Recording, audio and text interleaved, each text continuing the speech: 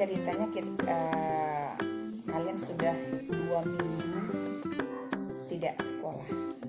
Pertanyaan ibu adalah, kalau kalian tidak sekolah, apakah belajarnya juga tidak ada?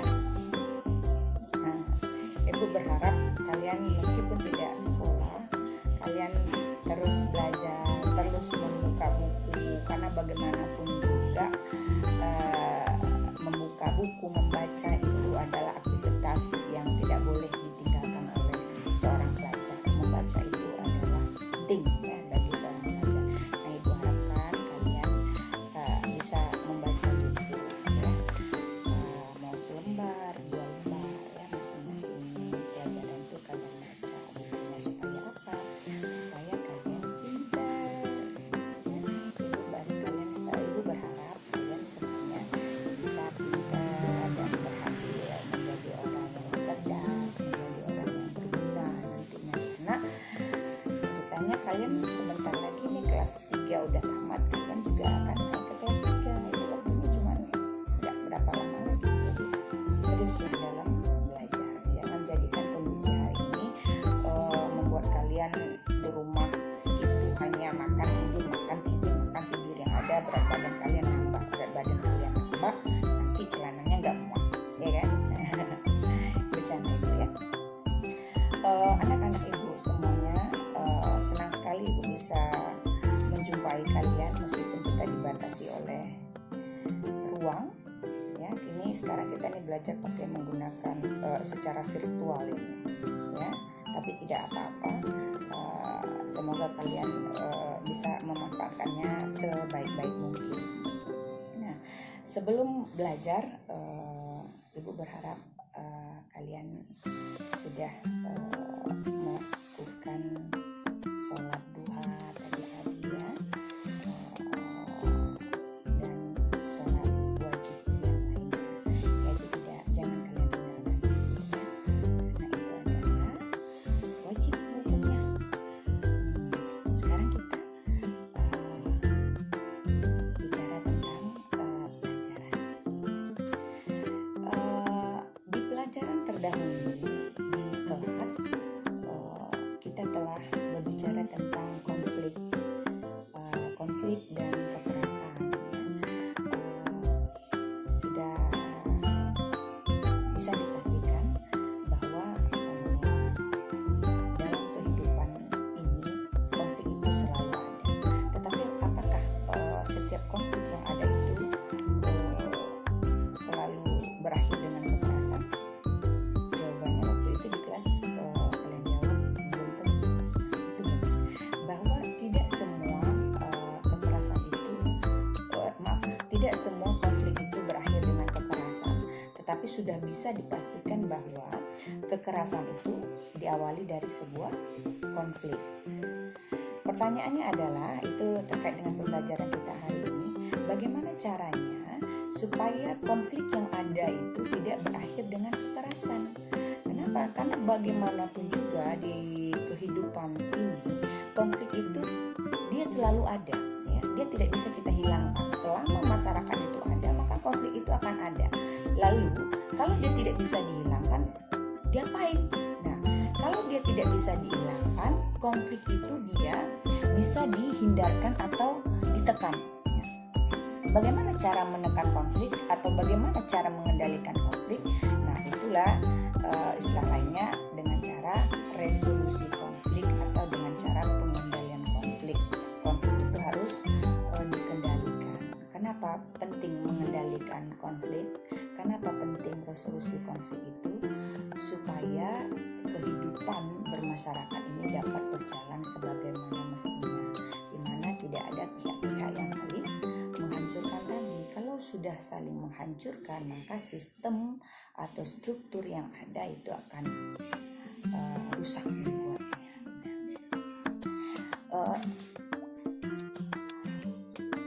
Resolusi konflik atau pengendalian konflik itu, kalau Louis Althusser mengatakan penting di dalam masyarakat itu ada namanya 70 value atau kartu penyelamat.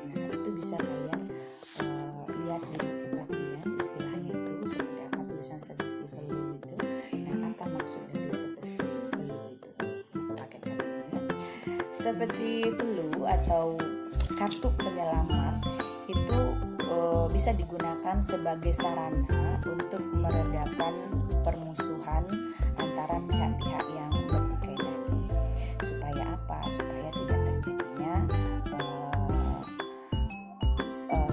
kehancuran ya. Nah, apa contoh seperti flu atau kartu penyelamat yang ada di masyarakat ini? Nah, contohnya adalah, ambil satu contoh saja, misalnya Dewan Perwakilan Rakyat atau DPR. DPR itu bisa dijadikan sebagai kartu penyelamat ya. Misalkan bila ada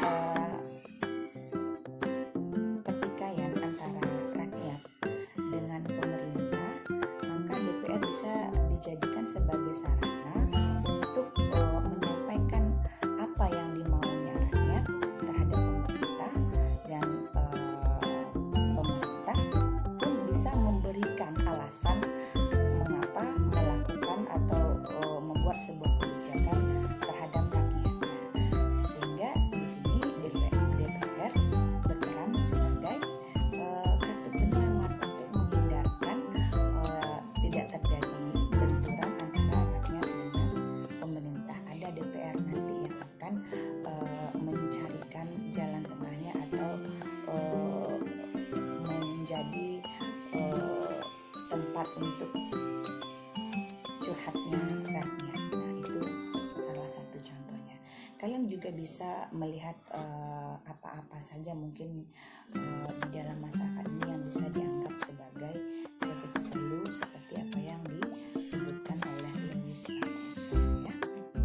Nah, anak-anak ibu semuanya kelas 11 IPS 1, IPS 2 dan IPS Plus, tanpa ibu sebutkan satu persatu namanya karena terlalu banyak, tetapi tidak apa-apa juga ibu menyebutkan perwakilannya saja.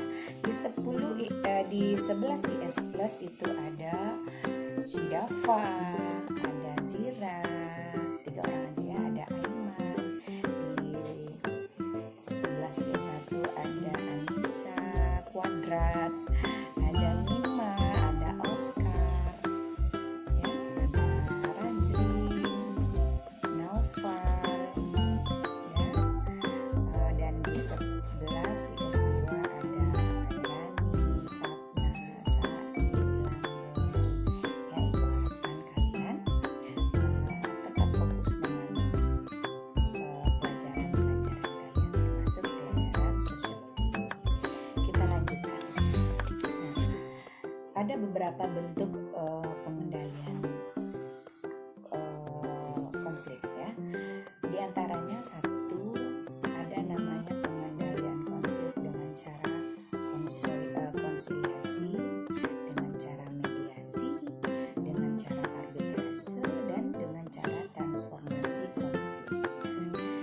Pada pembelajaran terdahulu juga mungkin kita pernah melakukan secara bermain peran ya, bagaimana cara menyelesaikan konflik. Salah satunya ada yang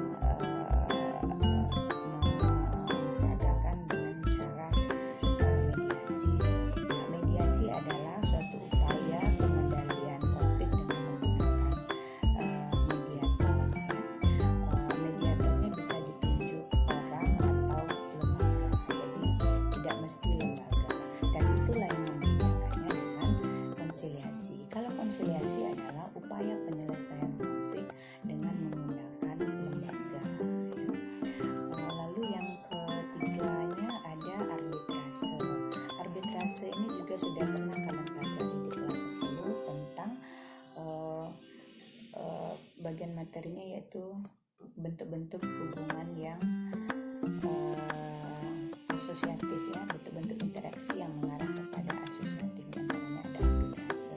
Arbitrase ini adalah suatu bentuk pengendalian konflik dengan menggunakan pihak ketiga, di mana pihak ketiga tersebut membuat suatu keputusan yang mengikat kepada mereka yang terlibat konflik. Jadi keputusannya mutlak. Contohnya apa, Bu? Contohnya misalnya dalam pertandingan sepak bola ya, ketika ada dua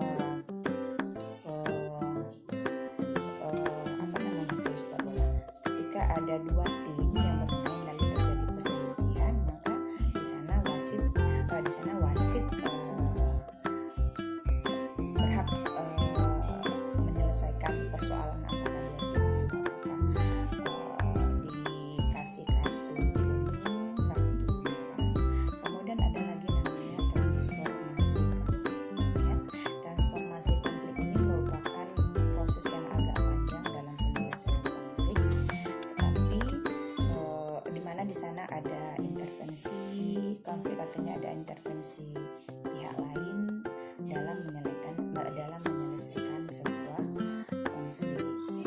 Misalnya penyelesaian konflik antara negara Iran lalu diintervensi oleh negara lain, misalnya itu bisa masuk ke dalam upaya-upaya penyelesaian konflik.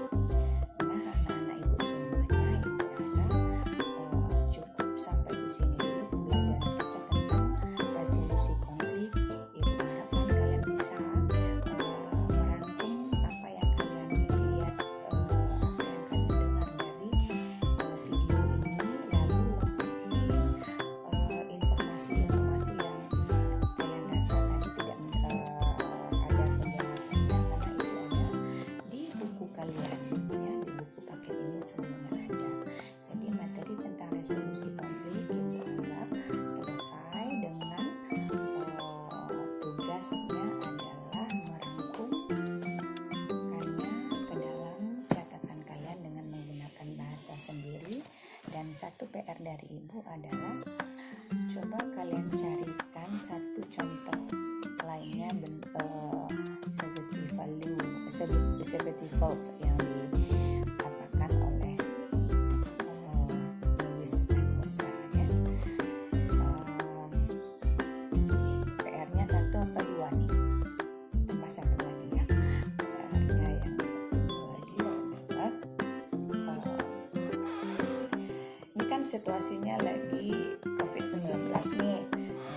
COVID-19 itu kan perkembangan kita lihat perkembangan beritanya itu pemerintah mengharapkan kepada masyarakat untuk